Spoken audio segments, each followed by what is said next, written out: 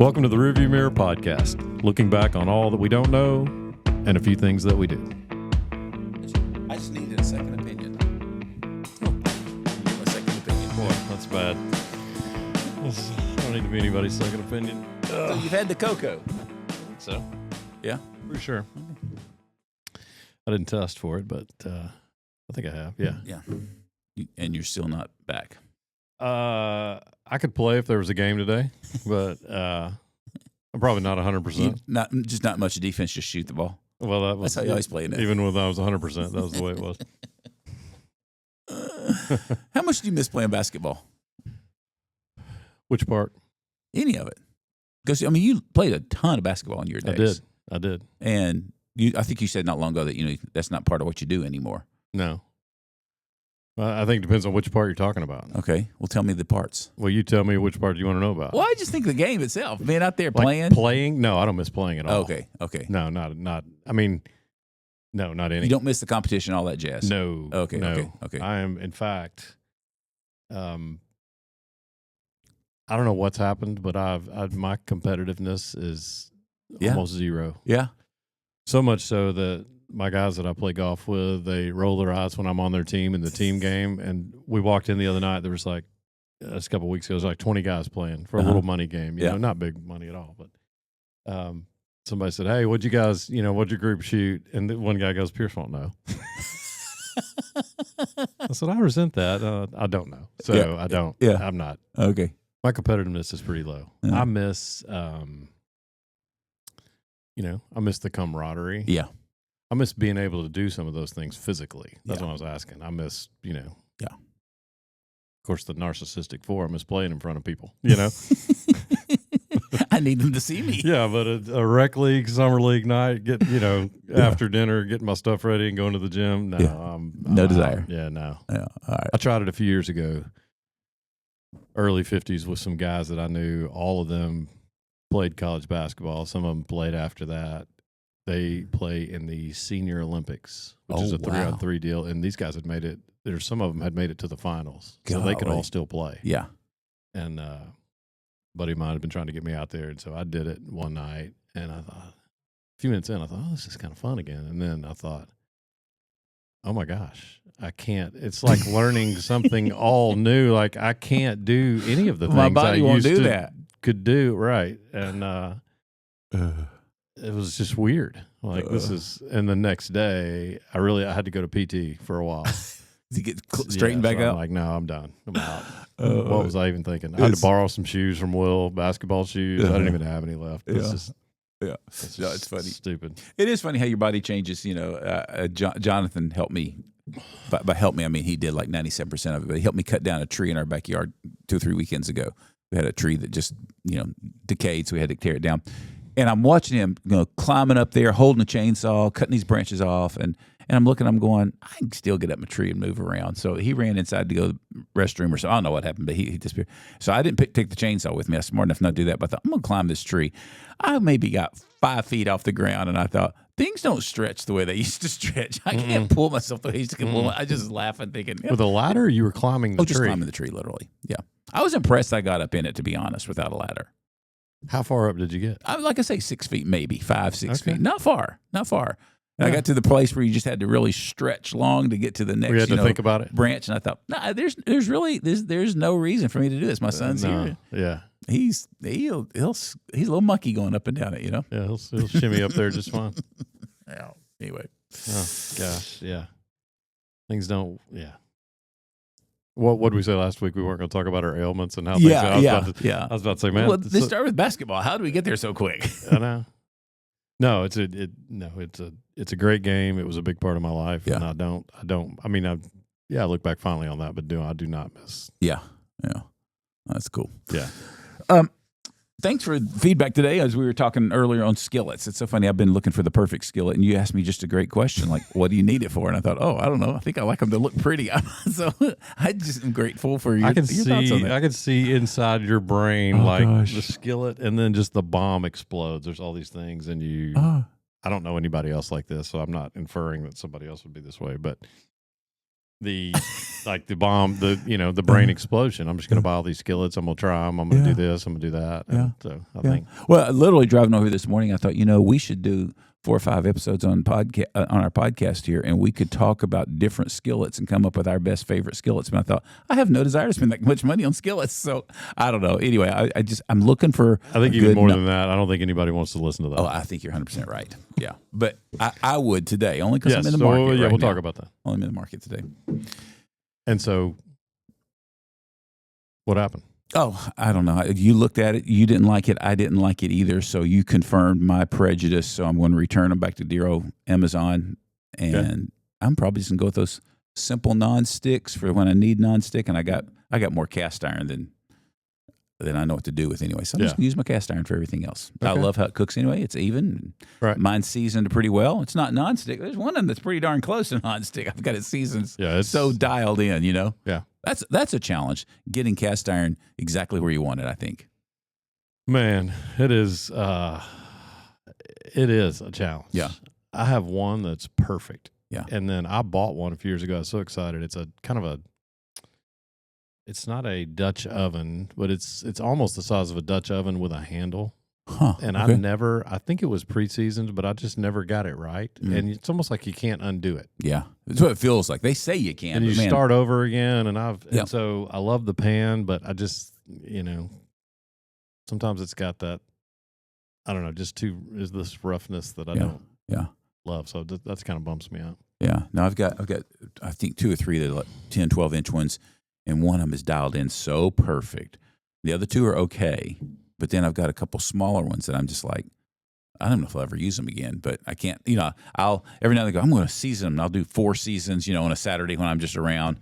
I don't think it changes a thing. It's supposed to, but I just don't get it there sometimes. Yeah, it's tough. They're tough to get there. Yeah. So. Well, it's a birthday week. Oh. Yeah. Your birthday? Nope. Oh. Saturday Night Live turns 50 this week. Oh, okay. Isn't that crazy? Yeah. I saw an article last night, and I was thinking back on that going, golly, I meant to look, and I didn't. I don't remember who the earliest people were, but I remember getting into Saturday Night Live. I felt like pretty early on, so it would have started I guess in 75. And so that's the Tennessee and Arkansas math right there. Yeah, we're in 50 years. Yeah, and but I had to pause to make sure. You did. I saw the pause. Yeah. Speaking of Tennessee, Arkansas, it's also Tennessee, Arkansas football weekend. It is. Yeah, I mean, it won't be when this comes out, but it is when we're sitting here talking. It is. Yeah. What do you think about that? Well, they say Tennessee by 12.5, but they've said that before, and we've gone into Fayetteville and lost, so anything can happen in that game. That's what I've learned. I don't know that anything can happen. Well, but you got your old motorcycle riding coach back. We do have Bobby back. Yeah. Yeah. He's a great coach, but an amazing story. Something about that I really like, which I don't know, speaks a lot to me, but no, I don't. Yeah, I don't know. I'm kind of out on. Yeah. I'm such a fair weather fan. Mm-hmm. I guess they've broken my heart so many times. Yeah. I really do though. I don't know what's happened, but I think we talked about this. I can't sit and watch the whole game of anything really anymore. Yeah. So, but my daughter's in town. She's going up for the game. I've got a bunch of friends, Tennessee friends, going up. I mean, you should if you're a Tennessee fan. This would be the game you'd want to go to. Yeah, because I don't expect a lot of opposition with all the turmoil there. Yeah, yeah. Oh, Petrino has had at least an open week, bye week last weekend. So he's had 2 straight weeks. What can you do in 2 weeks? I don't know, but he's also a mastermind. It'll be interesting to see. No question on the offensive side. He is. He's a guru. Yeah. I mean, I remember his first stint at Arkansas and was watching with some buddies of mine that played football in college and some guys that were dialed into the program. And we didn't have anybody. It's like you and me out there running routes. Yeah. The guys were running wide open. Yep. And so, the guy he is an unbelievable play designer and play caller. But I just think there's too much damage that's been done to undo. And it takes time to rebuild that. Yeah. And I mean, I think you got to look at, I was having this conversation with a Tennessee friend of mine last night. I think you have to look at what Tennessee did, and a couple of busts in hires. Couple, I think it was 17. No, it wasn't 17. It felt like it. Yeah, and then you get a good guy with some pedigree and that's built a program at a smaller school. Yeah. And one of my Tennessee buddies said, "Yeah, but Tennessee was a premier program." And I said, "Man, I think that's part of the problem. Is most schools think you're a premier program, but if you're not in that top 7 or 8, you're probably not. Yeah. And you got to you got to think rebuild Mm-hmm. rather than I am something I'm not. Right. You know, it's like, right. Well, that's what it felt like You know what I happened mean? there. Well, I think that's what happened almost for a decade. Is even the people they would hire were trying to live off the quote unquote legacy, which I'm not sure is as big as everybody wants to make it to be. You know, and I don't know, just the product that was turned out was just horrible. But it has been fun watching a guy like Heupel come in and do some things for Tennessee football to at least be in the conversations right now. You know, it's been he's done fun a the great last job. few years. Yeah, He really has. Yeah. And so I think if you're not in that, you know, those schools that can turn it around in 1 year because of recruiting. Mm-hmm. Mm-hmm. If you're not in that, I think that's probably 7 or 8 schools. If you're not in that, you've got to have a guy you give him some time, that's young, got some energy. Yep. And I think that's what Arkansas has to do. Yeah. Is find that guy. Yeah. And I think the checkbooks will start to open back up. Yeah. Which you have to have these days. Well, there's big checkbooks in Fayetteville, Bentonville, maybe. They've got some. Between Chicken and Walmart. They've got some resources. You know? Yeah. That's for sure. Yeah. But okay, back to so Saturday that's our Night Live. college football segment. Yeah. That's everything we know right there. It's good, yeah. Saturday Night Live. Were you ever a Saturday Night Live fan? Were you ever one of those guys that would actually watch it? No, really, not really. Okay, yeah, I got into it in those early years for some reason. Some parts were that may not. That's probably not fair to say. I did watch some, and there were some people that I thought were funny. Yeah, but I didn't look forward to it like I did other comedy things. Yeah, you know. Yeah. I bet I've not watched it in 20 years. Maybe just picked it up just once in a blue moon. But yeah, right. But there was a season back. I mean, this is the old days. You know, Dan Aykroyd, the Belushi brothers, Gilda Radner. You know, all of Chevy Chase. I mean, the people that came out of there from those first years are incredible. So Eddie who's Murphy. who? I know it really is. It really is. But anyway, it was funny when I saw that. I thought 50 years of Saturday Night Live. You know. They had a 50-year special not long ago. Yeah, I didn't see it. I mean, literally, that's how much I'm dialed into it. Not at all anymore. But it was just cool reading that and thinking about. What were you doing in 1975? Well, probably very similar to what I'll be doing this Saturday night. That's a teaser. I'll come back to in a minute. 75, I was what would I have been? I would have been my sophomore year of high school. Because I graduated in 77, so right? So 75 would have been sophomore year. Yep. Yeah, so sophomore, began my junior year. I'd given up on thinking that I was going to be able to play football. I was so thin. I was my height, but I think I weighed like $120. I mean, I was skin and bones. And so I'd quit football my sophomore year, and I decided, hey, I can hang around the football team if I start taking pictures for the newspaper. And so sideline photographer thing, you know, and then started writing. And by then, my senior year, I was doing the sports editor, whatever that meant, a little high school newspaper. But it was fun. Yeah. So, you know, that's how I stayed involved in sports, because I just realized I'm never going to play this game at any kind of level. Because you didn't want to? I would love to. I loved the game, but man, I just remember freshman year, we didn't have a freshman team, so we played with all the seniors. You know, the difference in a freshman boy and a senior boy is about 17 years, I think. I mean, it's just like we had some big boys, and I just remember getting hit so hard in Oklahoma drills and things like that, and I just thought, I'm not made for this. This is really painful. Yeah. Isn't it funny, though, just a side note, you and I have talked about this before. I don't know if we've talked about it on podcasts. When we were growing up, and you not only organized sports like in school, but at the playground, there were no differentiators between age. None. Coaches didn't think anything about putting a 15-year-old against an 18-year-old. Or when you went to play pickup basketball, there was a 12-year-old playing against an 18. Nobody ever thought about it. Never thought twice about it. Yeah. Good and bad, and not just. And so I don't know what the point of that is. I just thought that was a part of our. Everything is so regulated today. Yeah. Not only you have to be the same age, but if you play football as a kid and you're a certain weight, then you can't play certain positions, or you have to play other positions. Well, I remember like the little Franklin Cowboys, the single stripers and the double stripers. Yeah. Remember? Will played 1 year, and I had 2 guys trying to explain that to me while they were in tryouts. I'm like, what the hell are y'all talking about? I don't even know. They were adamant and very energetic about this. Oh, I know. Single, double, he's going to be a this. And I'm like, dude, I don't know. I just want to watch, Yeah. What are we doing? Yeah. So. Yeah. No, it has. But not back changed. in the day, though. No. So the other thing in 75 that was probably going on, it was, I guess in 75, I was getting ready to get my first car. I guess I got that in 76. What was your hairstyle in 1975? Well, I was just going to say, man, I went with the I went to longer hair, so it was over my ears, and it wasn't like full on mullet. It wasn't that long in the back, but it was long. My parents wouldn't let me go much below my collar, mom especially, but they let it come down and cover my ears. Wow. And I always had to think about my ears being in my mind, my ears were like elephant ears, so I wanted long hair to cover my ears up. So yeah, I had the long hair parted in the middle. Oh yeah. Whoa. Oh yeah, and it had a little bit of a wavy flow to it on the front. Wow. I mean, I didn't get a perm or anything. It just had a little bit of wavy flow to it. So Yeah. I thought I was a bad mamma jamma. Yeah. That's the 70s right there too. Wow. Okay. Yeah.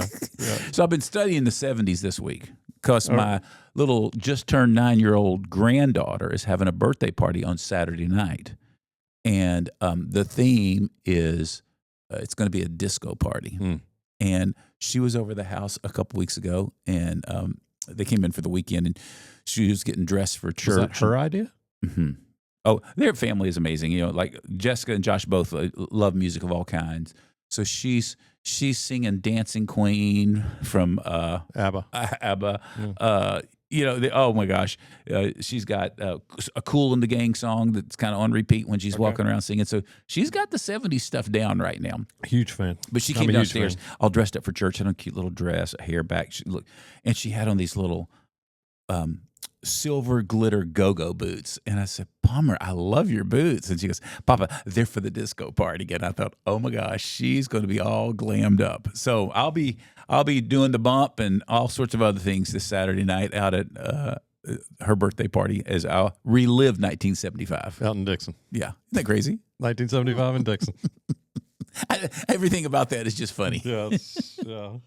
Oh well, it's funny because no kidding. Like 2 nights ago, I just thought, okay, I hated the thoughts of having to dance in high school because first of all, it was a sin to dance in high school. I'm pretty sure when the church that I was raised in. You have a lot of things going against you. On that. Everything When going the word dance comes into play, I don't think I can do it. Yeah, I'm like 100% certain. I don't mentally, physically, everything, racially. There's a lot of things going on. East Tennessee. Yeah.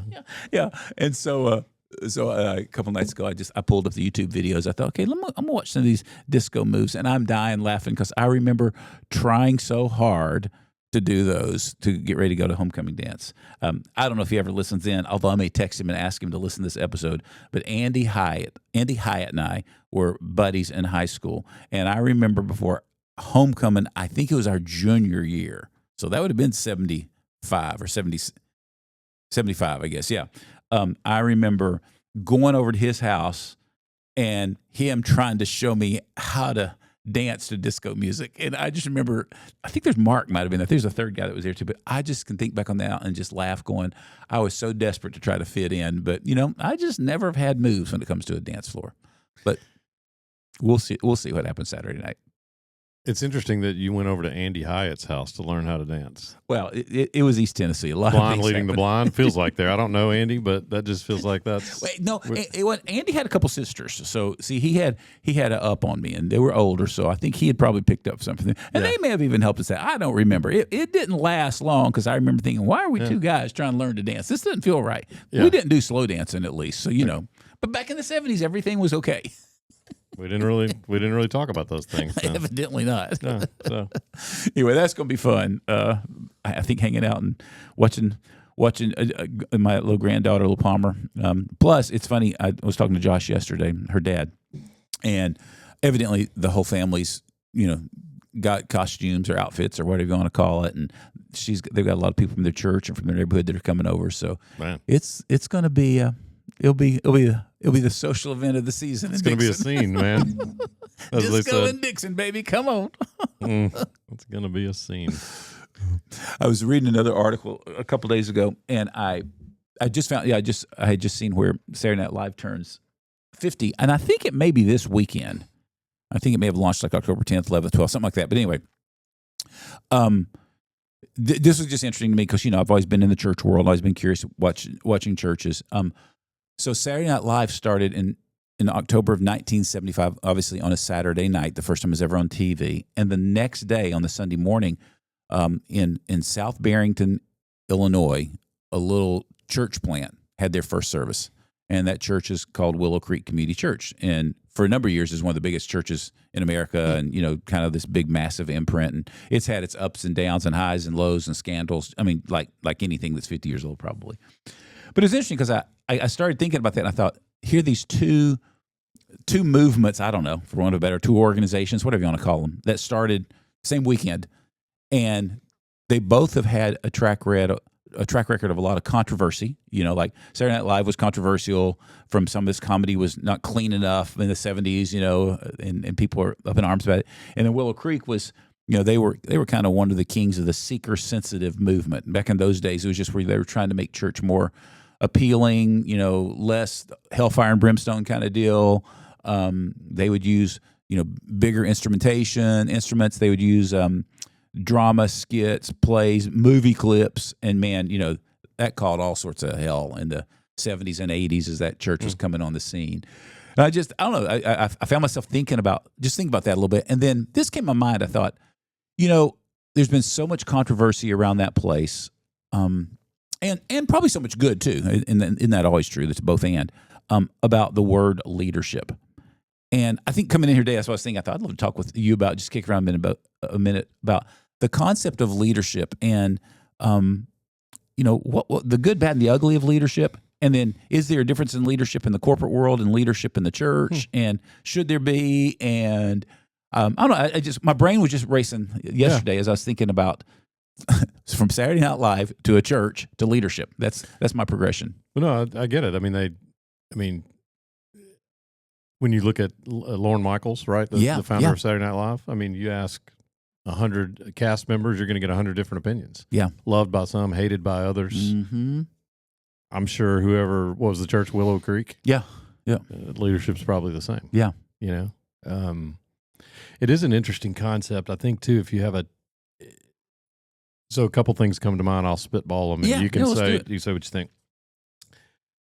I don't hear this as much anymore, but I used to hear it a lot coming out of the church world. It's not as prevalent, I don't think, in the business world. I think the business world is better at selecting leaders, to be honest with you, because I think my experience has been the baseline for them is not everybody can be a leader. I think sometimes in the church world, parachurch world, you hear a lot of, we're training leaders, we're building leaders. And my first thought is, well, who are they? Because not everybody's made to be a leader, in my opinion. You do have some responsibility in some sphere of influence, but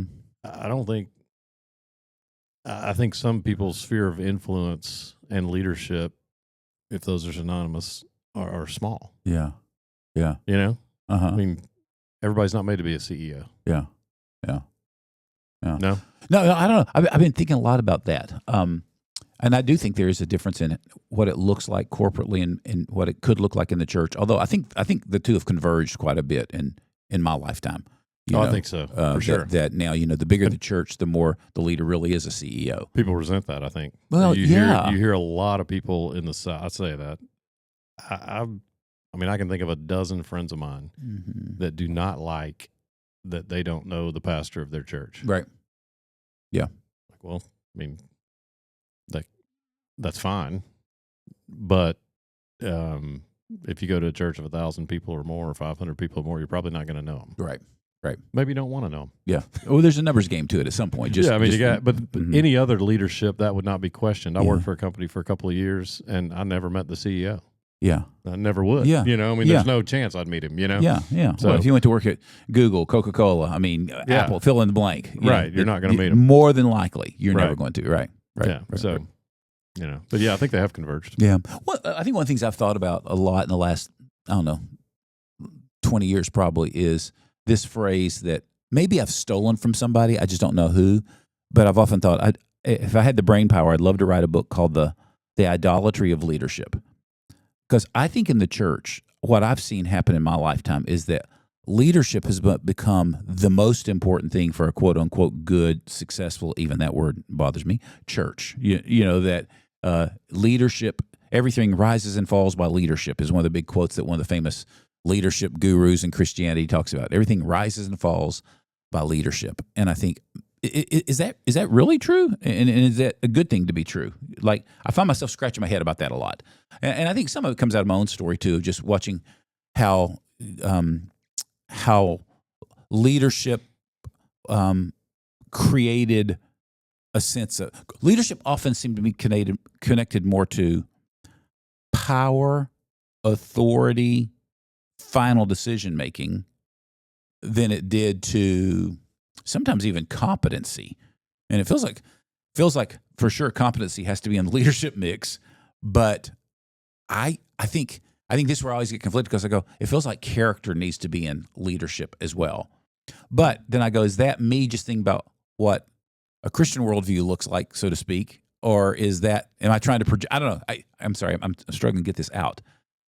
I think when I look at a business, I'm like, man, find the guy that's smartest, sharpest, can make something, build and make all the widgets you can make, you know? Mm-hmm. And in the church, I think sometimes I look and I go, when our rhetoric is so much about we've got to grow more leaders, and maybe it's some of what you said a minute ago, is that really what we need? Do we need more leaders? It's kind of like we talked about last week, even when we said, you know, we need more Charlies or we need more Jesuses. You know, sometimes I think there's this idolatry of, if we just get people to lead better, then everything else is going to work better. And it sounds really formulaic to me.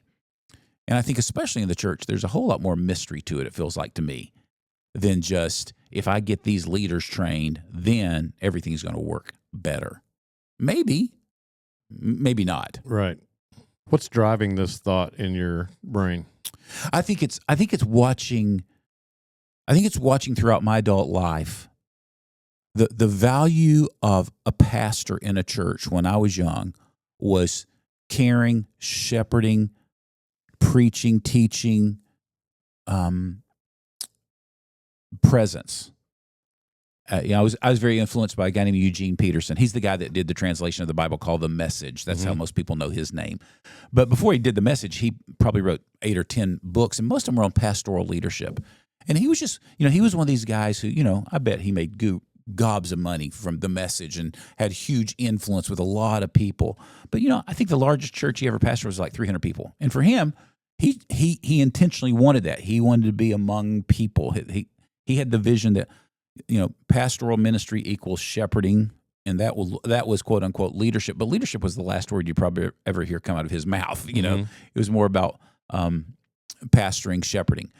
I think in my lifetime, I've watched leadership become the most important thing to be a good pastor, to be a good shepherd. Is you got to be a great leader. And I don't know. I think I'm just curious about it as I get older. I don't know if I'm against it or for it, but. When you think back, when you just said that, growing up, your pastor was you listed 4 things, I think. Is that a good memory? For me? Yeah. Yeah, it is. It is.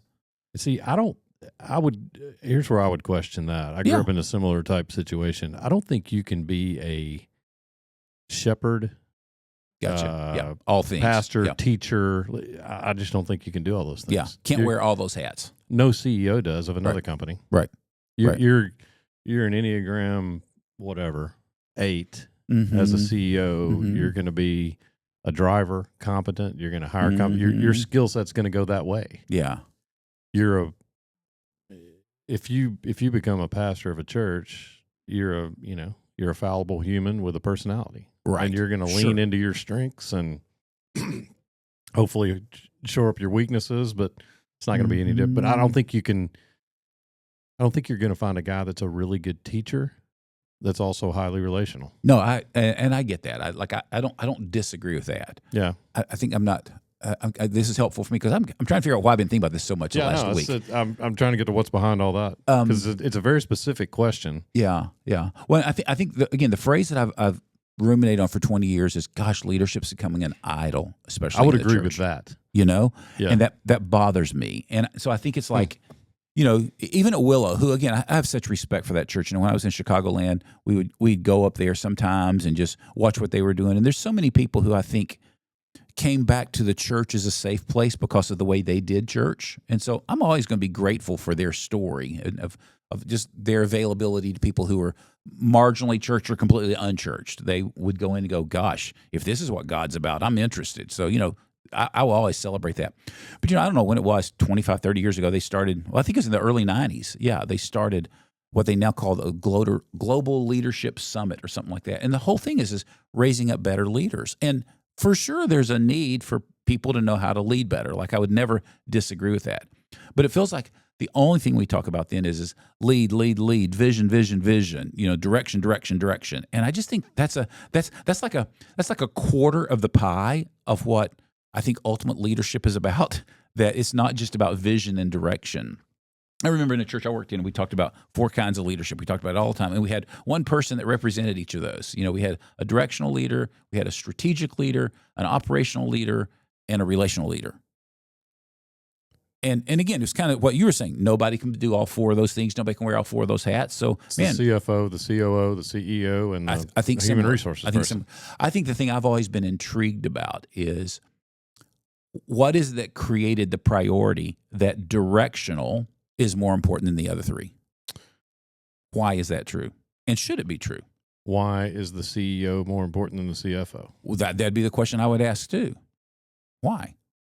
I think I'm a communist, maybe. No, but I'm asking. I don't know either. I think I'm just curious. Like, we put a dollar amount value on those different quote unquote types of leadership, and therefore. And I think that maybe the church is different than the corporate world for me in some ways. I'm thinking about this.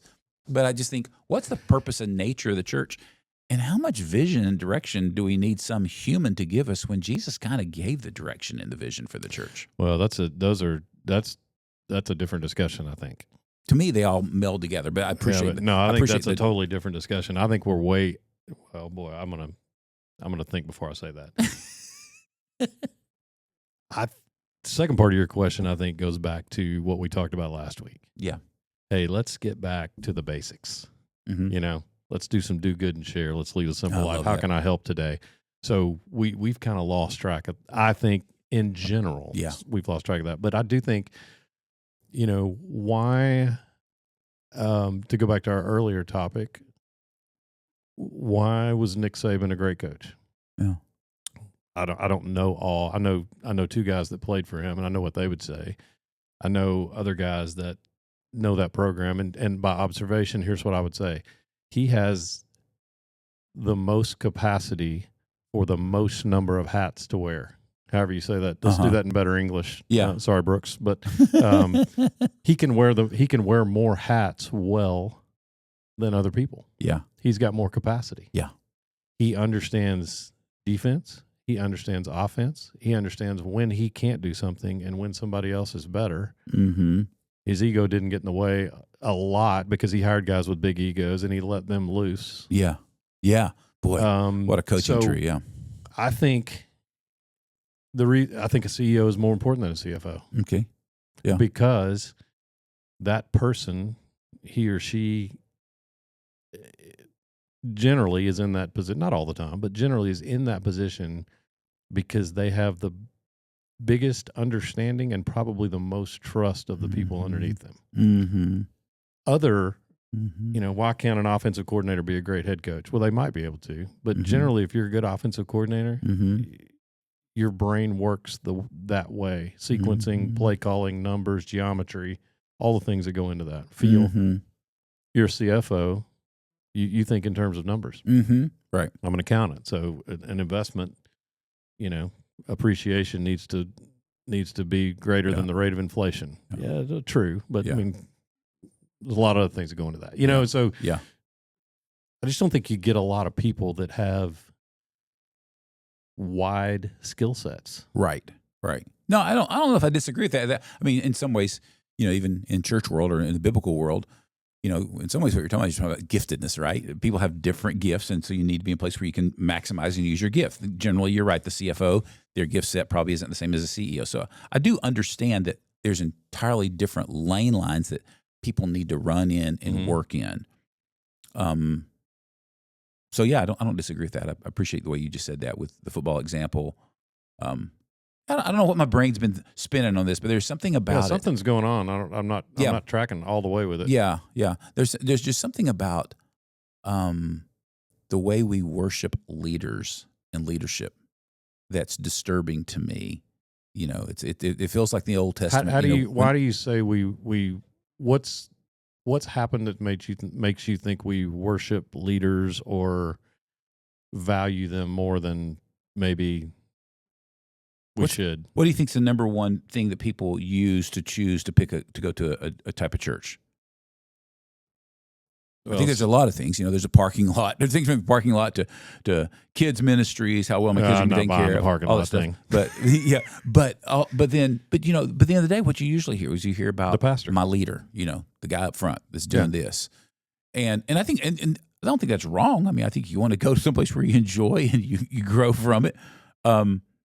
But then I don't know. I think of that old passage in the Old Testament. When Israel wanted a king, God let them have a king, even though that really wasn't what was going to be best for them. Right. And so, again, that's a leadership problem, is what that became.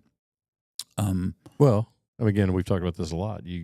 With a leader, they're not exempt from Genesis 3. Yeah. So yeah, you're going to get all the good and bad that goes with that leader. Right. And the same thing, again, go back to the football analogy. A kid goes and plays for Alabama because they like the coach. Mm-hmm. Well, they get there. Mm-hmm. There's good, bad, and ugly with that. 100%. Right. Yeah. Yeah. Yeah. So, but and so it bothers you that people choose that because of the pastor or choose. Thanks for saying that word. I don't know if it bothers me. I don't think I can articulate what I'm thinking today. There was something about looking back at the story of Willow Creek. I'm trying to go back to the basics of what got me this thing about leadership this morning, and so grateful for its influence, as I've already said. But then watching this movement that's happened, and then seeing just how much we value leadership, and I wonder sometimes if, again, I'll go my word, if we've created this idolatry about leadership. I see it where we talk about it, whether it's in marriages, and I sit in my office all the time. Well, I just need to know how to lead my wife and my family better. And I just think, gosh, I don't know that I love that phrase. It's problematic. Yeah. Even in Ephesians 5, this passage where men are head, there's two major schools of thought on it. You and I both were raised in the school of thought where head means authority, mm-hmm. But there's a strong, compelling argument that head means source. And what that means is like the head of a river. It's a source. And that in many ways you think about it, the source of the church is Christ. It's his love that throws love to us. And it ties in really well with that 5:21 in Ephesians that says, mutually submit to one another, Yeah. And I think it's just like, I think my wiring is so much that headship, leadership looks more like service than it does big authority. And I think just what I see so much is that leadership looks like commanding presence, authority. By God, it's my way. Follow me. We're going to do it this way. Right. And I think maybe that's kind of just what gotten worked up in me. And then how much we tend to love that even in the church these days. That it's the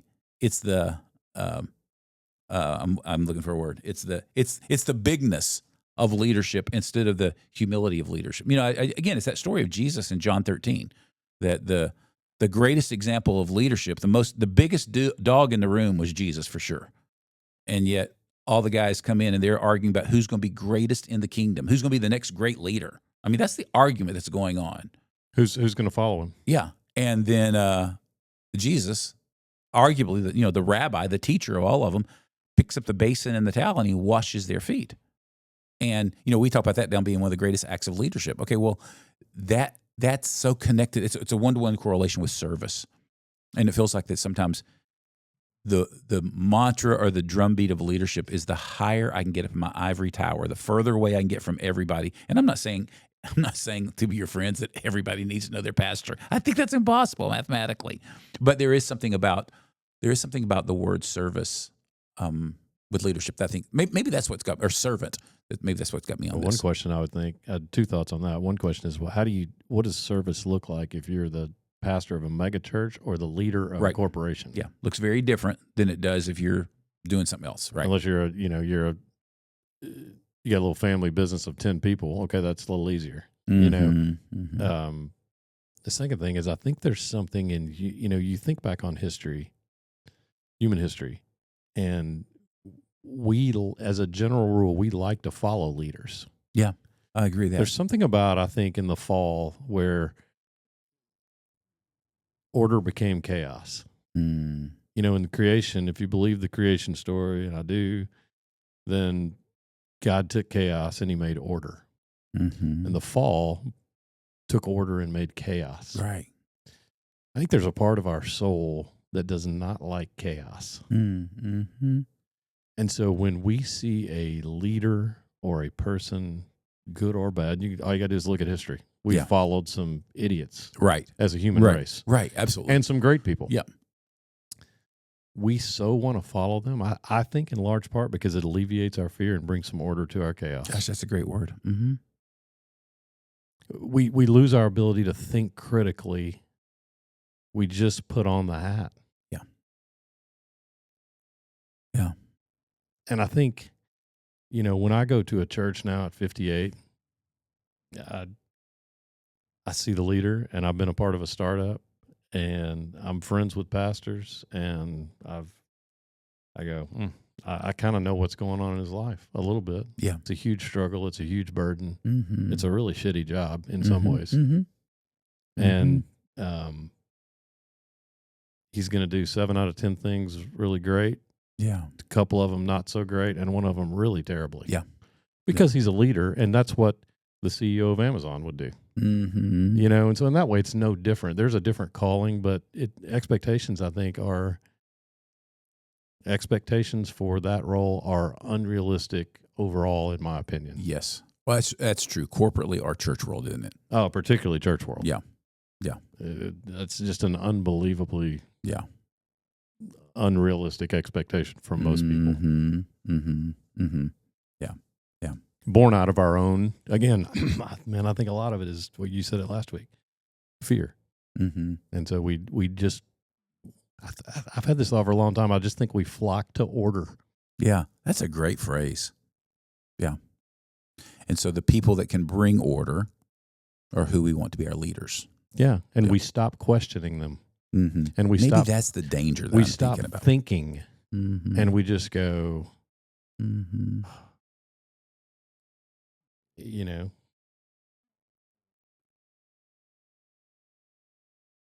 we take things at face value. Yeah. I'm going to send the National Guard to Chicago.